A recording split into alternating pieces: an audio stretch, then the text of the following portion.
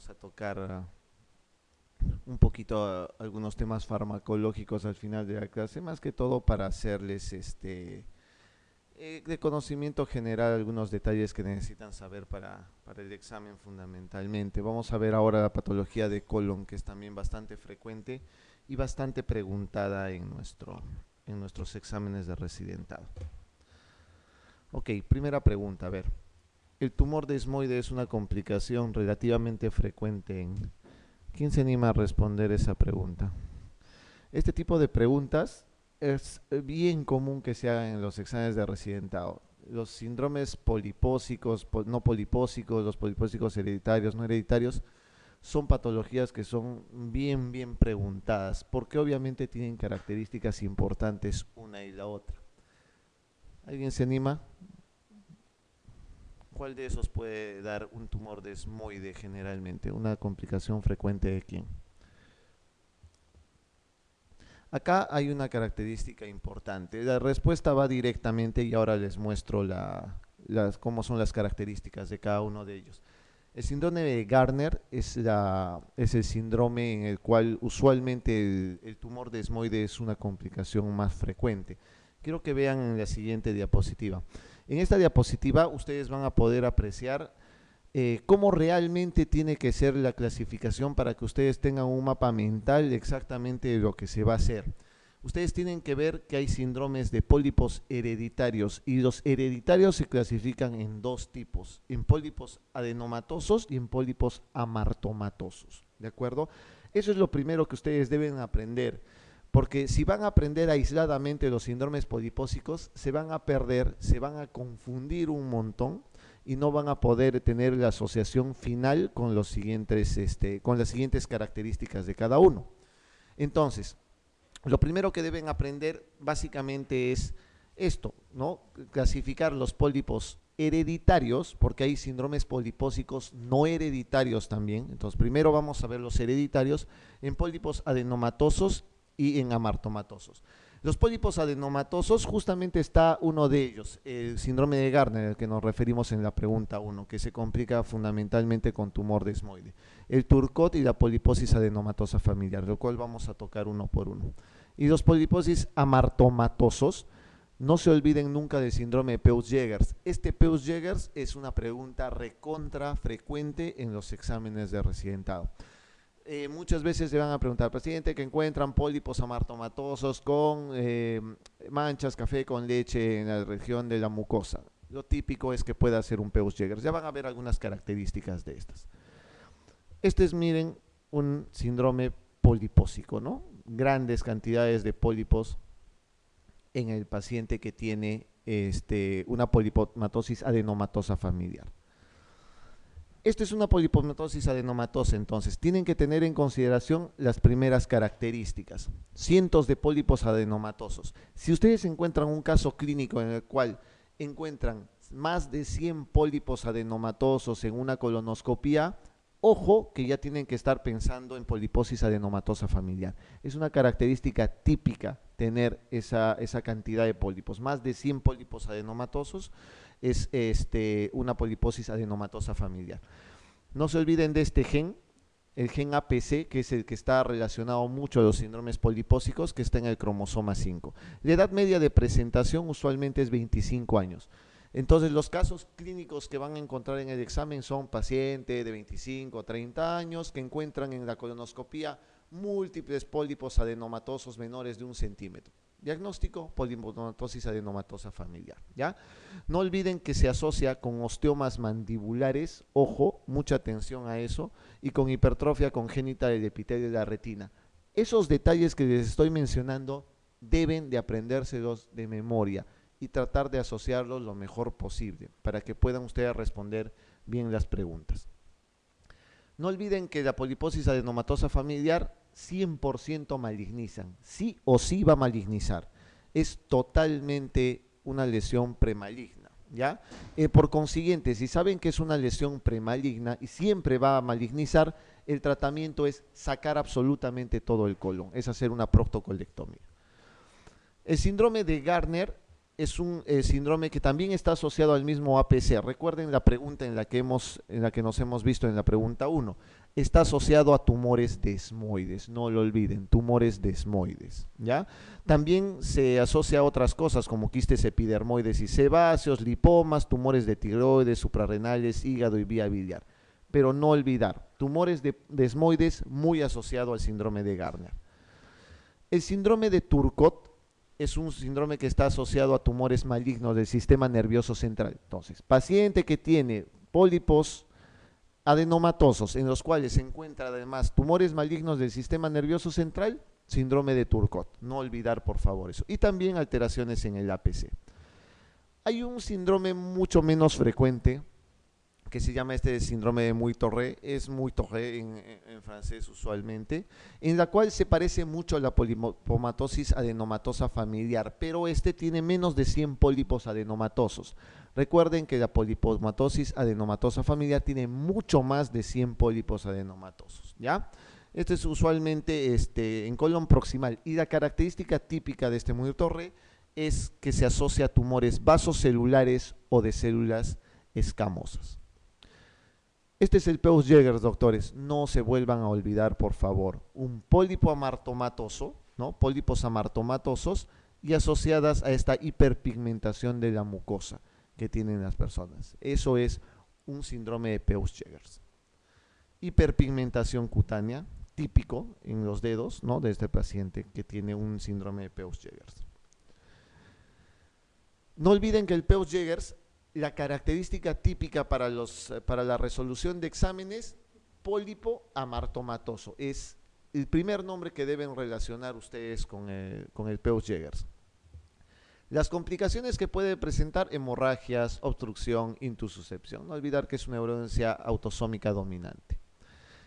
Otras asociaciones del Peutz-Jeghers, por ejemplo, cánceres. Se asocia a quistes o tumores ováricos, a tumor de células de Sertoli, por ejemplo, es una asociación, tumores de mama, páncreas y a otros tumores benignos. Peutz-Jeghers se tiene que asociar usualmente a tumores benignos, ojo, benignos, no malignos, de nariz, bronquios, vesícula, de vejiga y conductos biliares. Muchos pólipos asociados básicamente a lesiones cutáneas tipo hiperpigmentación y a pólipos benignos en otros lugares del organismo como nariz, vejiga, vesícula, eso es un síndrome de Peutz-Jeghers.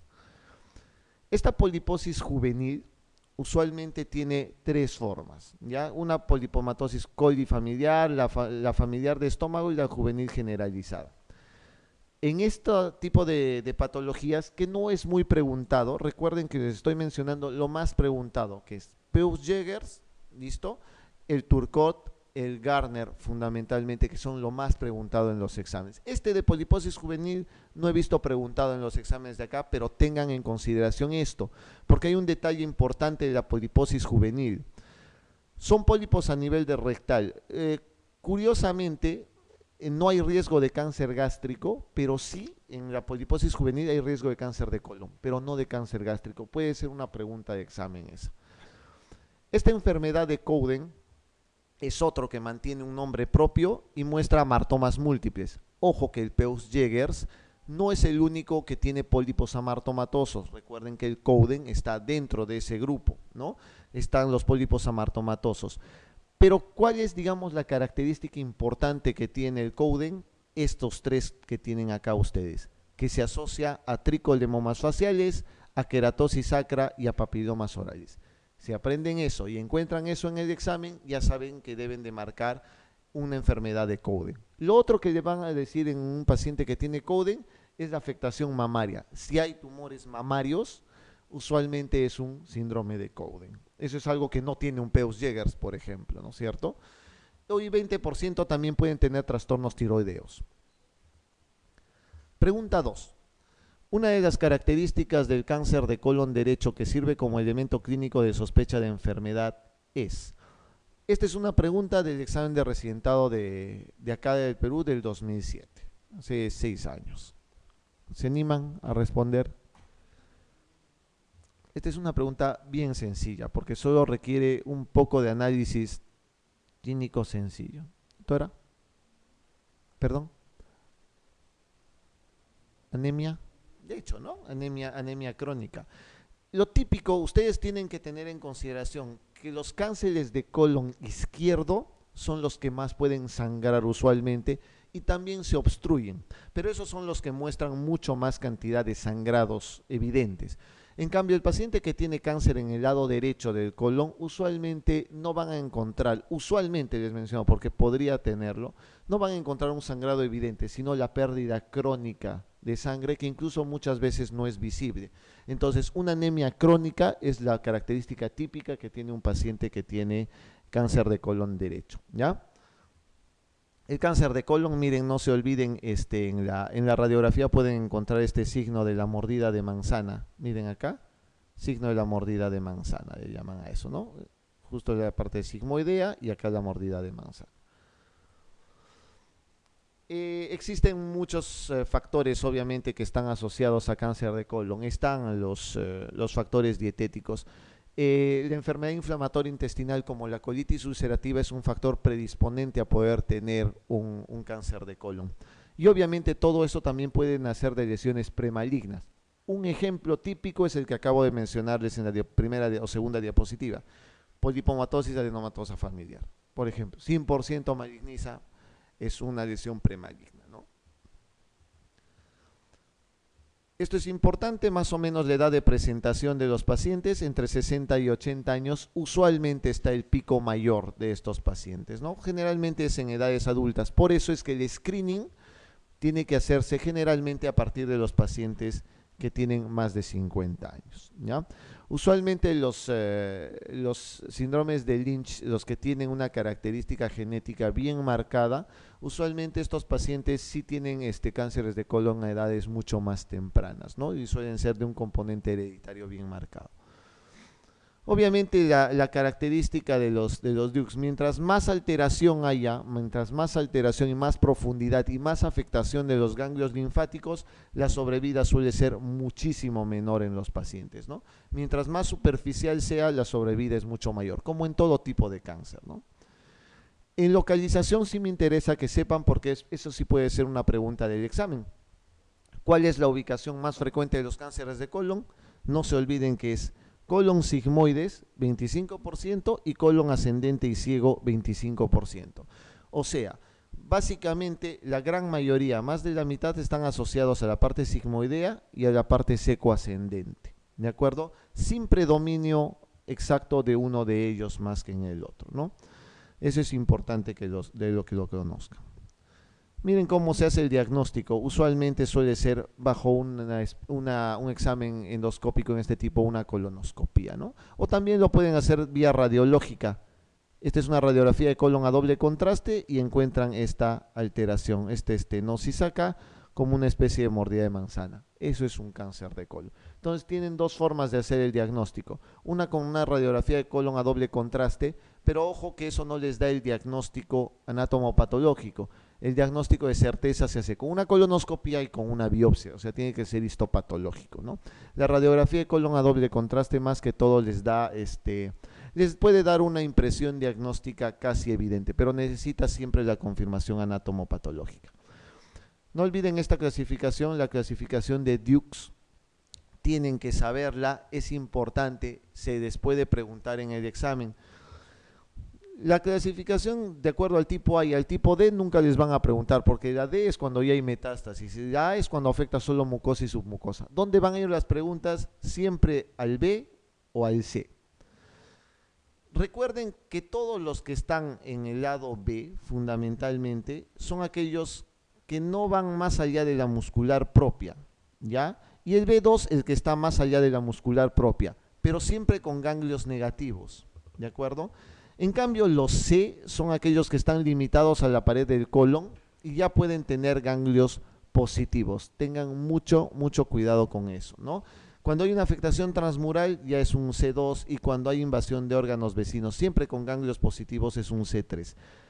Más o menos para que tengan un mapa mental de esto. La es totalmente temprano, mucosa, submucosa. El B tiene ganglios negativos. El C tiene ganglios positivos y el D tiene metástasis. O sea, eso ya tienen que tenerlo en claro. Arranquen de ese mapa mental y después van a poderlo hacerlo muy fácilmente para poder acordarse de cada uno de ellos. ¿Qué es lo que se hace en un paciente que tiene cáncer de colon? Básicamente lo que se hace es una resección quirúrgica. Tiene que operarse un paciente con cáncer de colon. Si un paciente tiene un cáncer de colon, por ejemplo en ciego, lo que se hace como tratamiento es hemicolectomía derecha. ¿De acuerdo? Es decir, se tiene que sacar todo el colon derecho fundamentalmente. Si un paciente tiene un cáncer en el colon izquierdo, se hace hemicolectomía izquierda.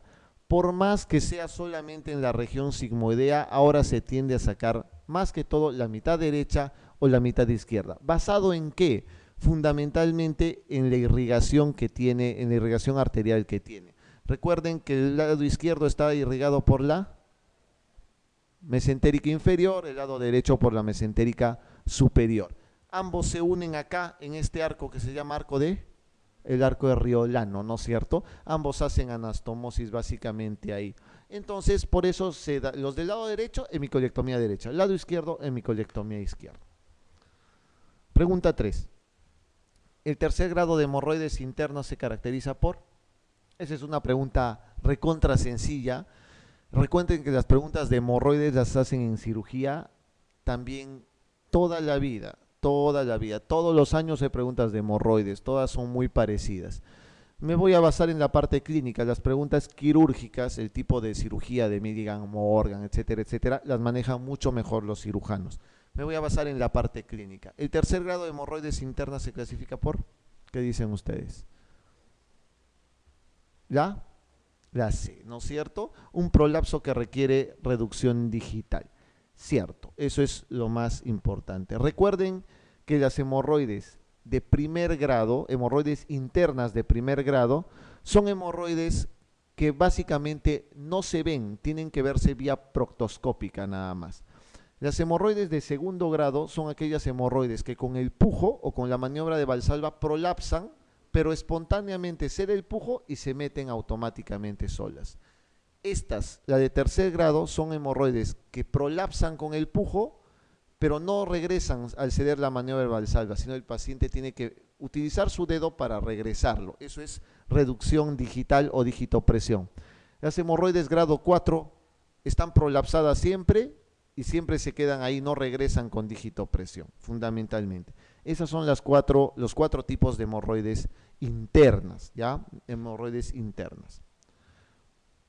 Veamos un poquito entonces de esto, de hemorroides.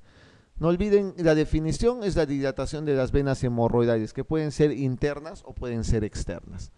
La ubicación más habitual con el paciente, obviamente con la región púbica a hora 6, o la región de coxigia en horario 12, es estas, ¿no? Digamos, teniendo en cuenta las agujas de reloj, a horas 3, a horas 7 y a horas 11. Esas suelen ser las ubicaciones usuales de los paquetes hemorroidales externos.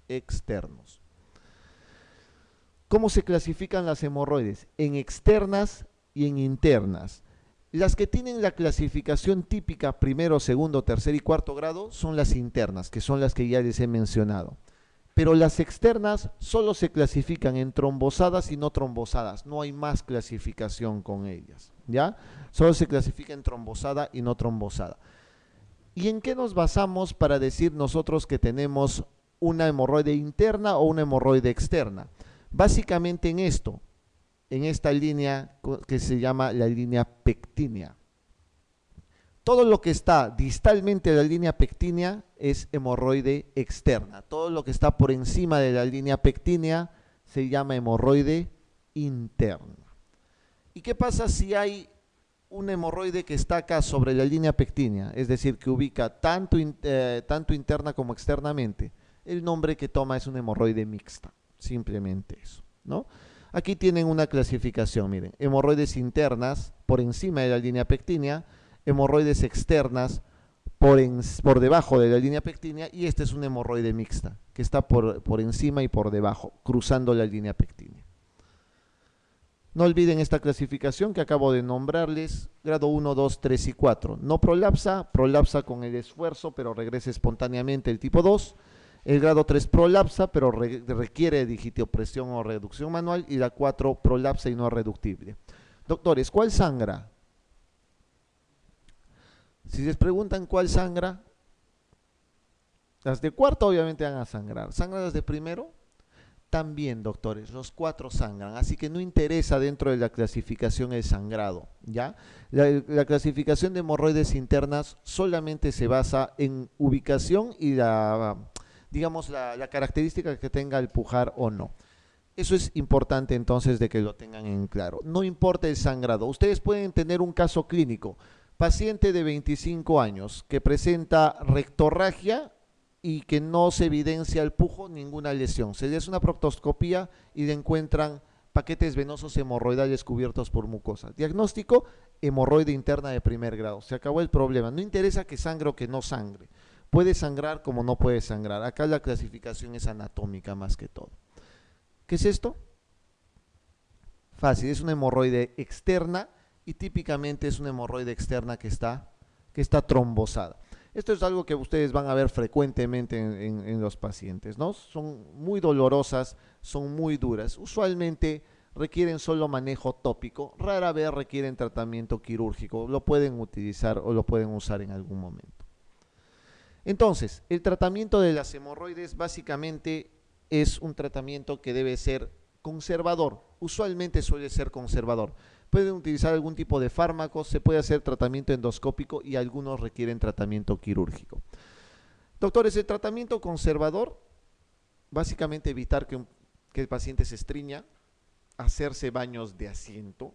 El baño de asiento usualmente es coger una tina, poner agua tibia, ni fría ni caliente, por favor, para que no haya ni vasodilatación ni vasoconstricción, sino solamente tibia, y mantenerse sentado ahí por unos 15 minutos. Eso es un baño de asiento, ¿de acuerdo?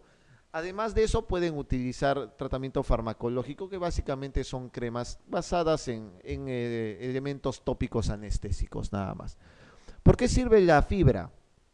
Fundamentalmente la fibra sirve más que todo para ablandar las heces, es decir, para que el paciente no esté estreñido, ¿ya? Si el paciente está muy estreñido, entonces ese paciente va a pujar más y obviamente el hemorroide va a estar mucho más dolorosa y puede sangrar incluso.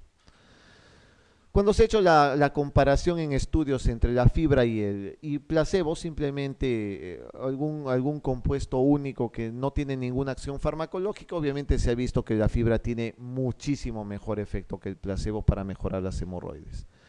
El tratamiento tópico son muy variables, no existe una preferencia por alguno de ellos.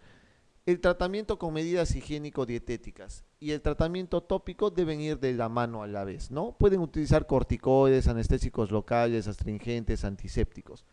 Básicamente solo se utilizan para calmar las molestias del dolor, nada más. Los flavonoides también son más que todo agentes venotónicos. Lo único que hacen más que todo es incrementar el drenaje linfático y mejorar de esa manera el efecto antiinflamatorio que tienen estos fármacos para mejorar la sensación de dolor ahí. No se usa mucho. En el Perú, por ejemplo, no se usa mucho los flavonoides, pero algunas personas tienden a utilizarlo más. Como les digo, a la cabeza, medidas higiénico-dietéticas. Algunos van a encontrar, lean cuando vean una crema antihemorroidal, algunos tienen obesidato de calcio. Existe esto en nuestro medio, hay este fármaco acá, ¿no? Y tiene propiedades antiagregantes para mejorar un poco la acción sobre la pared capilar de la hemorroide.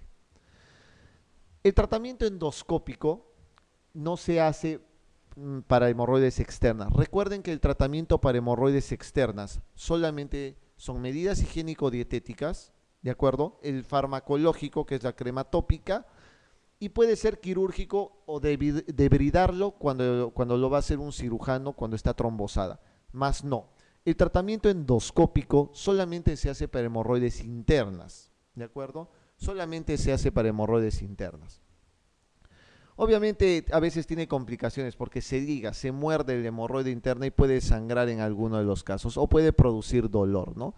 Pero la mayoría de los pacientes salen satisfechos del procedimiento en sí porque mejora mucho sobre todo lo que son los síntomas del sangrado. Esto es una ligadura, miren, tienen una hemorroide interna tienen acá la hemorroide que puede estar prolapsada o no, y lo que se pone es esta banda elástica, se aspira y se pone la liga ahí dentro, se muerde. ¿Qué es lo que va a pasar con eso? Va a pasar unos días, se va a necrosar eso y va a caer. Cae y desaparece el hemorroide. En algunos puede sangrar, claro, porque obviamente si el vaso fue muy superficial o la mordida fue muy superficial, al caer va a volver a sangrar. ¿Cómo se trata eso? Volviendo a hacer lo mismo, otra vez ligando y otra vez poniendo una liga ahí para mejorar todo eso. Ese es el tratamiento endoscópico para ligaduras, muy extendido, muy usado actualmente, ¿no? Esto es lo mismo que se puede hacer con el endoscopio. Miren, se aspira y se muerde y quedan así los paquetes hemorroidales internos. Eso a la semana, como les digo, cae. El paciente ni cuenta se da. O ya saben entonces que el tratamiento, el diagnóstico debe ser clínico, muchas veces endoscópico de las hemorroides internas. Este dato de acá, quiero que lo aprendan bien porque es más que todo lo que deben de saber para ver qué grado, qué tratamiento deben dar en cada grado de hemorroide interna. Los pacientes que tienen hemorroides internas de primer grado, básicamente debe ser tratamiento dietético. Esos no requieren usualmente tratamiento endoscópico. ¿Quiénes requieren tratamiento endoscópico con ligadura segundo y tercer grado? ¿Ya? El segundo y tercer grado requieren tratamiento endoscópico. Los de cuarto grado requieren tratamiento quirúrgico, sí o sí. ¿Ya? Requieren tratamiento quirúrgico sí o sí. En todos, obviamente, se puede utilizar medidas higiénico-dietéticas. Pregunta 4. ¿Cuál de las siguientes afirmaciones con respecto a la angiodisplasia es cierta con respecto a la angiodisplasia de colon? A ver, ¿cuál les parece ahí a ustedes?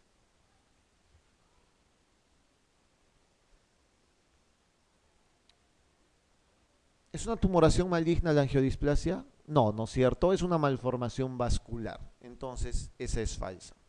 ¿Se localiza en el recto? Frecuentemente no, las angiodisplasias no están en el recto, usualmente son secales, ¿no? Pueden estar en cualquier otro lado, pero son en ciego mucho más frecuentemente. ¿Es causa frecuente de hemorragia digestiva baja en jóvenes? En jóvenes no. En adultos, ancianos, es muy frecuente la hemorragia digestiva baja, pero en jóvenes no es frecuente. Puede existir, sí, si tienen alguna comorbilidad, pero es mucho más frecuente en ancianos. El diagnóstico se realiza por enema opaco. De ninguna manera, en un enema jamás van a ver una malformación vascular tan pequeña, porque son malformaciones vasculares pequeñas. ¿No está clara su asociación con estenosis aórtica? Es cierto. Hay una asociación con estenosis aórtica, pero no es muy clara por qué es esta asociación. Esa es la respuesta, la E. No olvidar el dato que siempre les recuerdo en lo mismo, siempre preguntado en el examen. ¿Cuál es la causa más frecuente de hemorragia digestiva baja? Diverticulosis, la más frecuente. La segunda más frecuente, angiodisplasias. No olviden ese detalle, ¿ya? Esto es una angiodisplasia. Recuerden, no es una tumoración, es solamente una malformación vascular. Nada más. Mucho más frecuente en la región cecal, mucho más frecuente en ancianos, ¿ya? Pregunta 5. ¿Cuál de las siguientes respuestas es falsa acerca del divertículo de Meckel? A ver, ¿qué les parece? El divertículo de Meckel. ¿Es la persistencia del conducto onfalomesentérico? Cierto. Doctores, preguntas de divertículo de Meckel son preguntas siempre preguntadas en pediatría, a cada rato también, así que apréndanlas bien. Y la misma pregunta esta de la persistencia del conducto onfalomesentérico es una pregunta hecha varias veces, ¿no? El divertículo de Meckel es una persistencia del conducto onfalomesentérico. ¿Es la anomalía congénita más frecuente del tubo digestivo? ¿Verdadero? ¿Falso? En el tubo digestivo es la más frecuente. ¿Se localiza en el borde antimesentérico del ilion? Sí, se localiza en el borde antimesentérico. No olviden ese detalle. Les van a poner borde mesentérico, eso es falso, es en el antimesentérico. ¿Está revestido en el 90% de los casos de mucosa gástrica ectópica? No es cierto, no está en tanta cantidad la mucosa gástrica ectópica. El diagnóstico puede establecerse por medio de gammagrafía con tecnesio 99. Ese es el diagnóstico para un divertículo de Meckel, siempre una gammagrafía con tecnesio 99, ¿ya? Entonces acá la respuesta falsa es la D. Miren, persistencia del conducto ónfalo-mesentérico, está ubicado mesenterio y este es el antimesentérico. No se olviden de eso. ¿Ya? Dibujado por Da Vinci y esto es en la vida real. Este es el divertículo de Meckel y este de acá es el borde mesentérico. O sea, está en el lado antimesentérico. No lo olviden, ¿ya? Ese es el divertículo de Meckel. Otra pregunta que les pueden hacer en divertículo de Meckel es ¿dónde está ubicado? ¿Es colónico? No. ¿Es ideal? Sí. Está en el ilion. ¿A qué distancia de la válvula iliocecal? Usualmente está, según la literatura, entre los 30 y 60 centímetros de la válvula iliocecal, que puede llegar incluso hasta los 100 centímetros, o sea, hasta 1 metro antes de la válvula iliocecal. Eso puede ser preguntado alguna vez. Por eso es que una colonoscopía normal no ve un divertículo de Meckel, porque el ileoscopista, una colonoscopía solamente entra hasta el ilion, pero solamente unos 10, 15 o 20 centímetros. Usualmente no entra más allá. Por eso el diagnóstico del divertículo de Meckel no es con colonoscopía, es con gammagrafía con tecnesio 99. Pregunta 6. Con respecto a los cánceres anales, ¿es falso? A ver, ¿cuál les parece falso ahí? Esto es cáncer de ano ya también.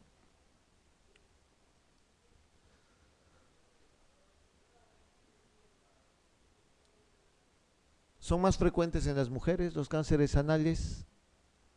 Cierto, suele ser mucho más frecuente en los cánceres anales, en las mujeres.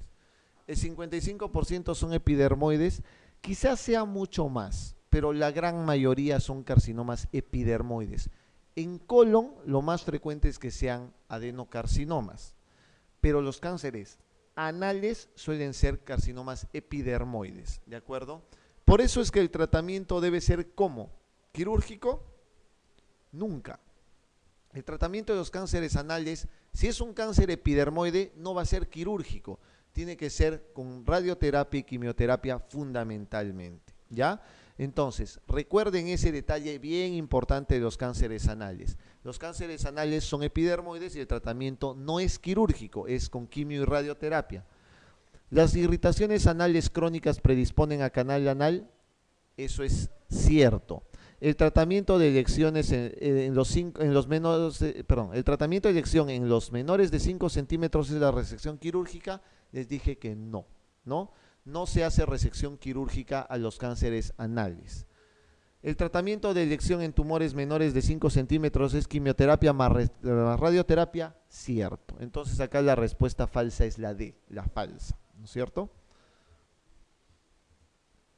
No olviden ese detalle. Entonces, los cánceres de ano, 1 o 2% de los tumores malignos de intestino grueso. Es mucho menos frecuente, pero es importante que se sepa.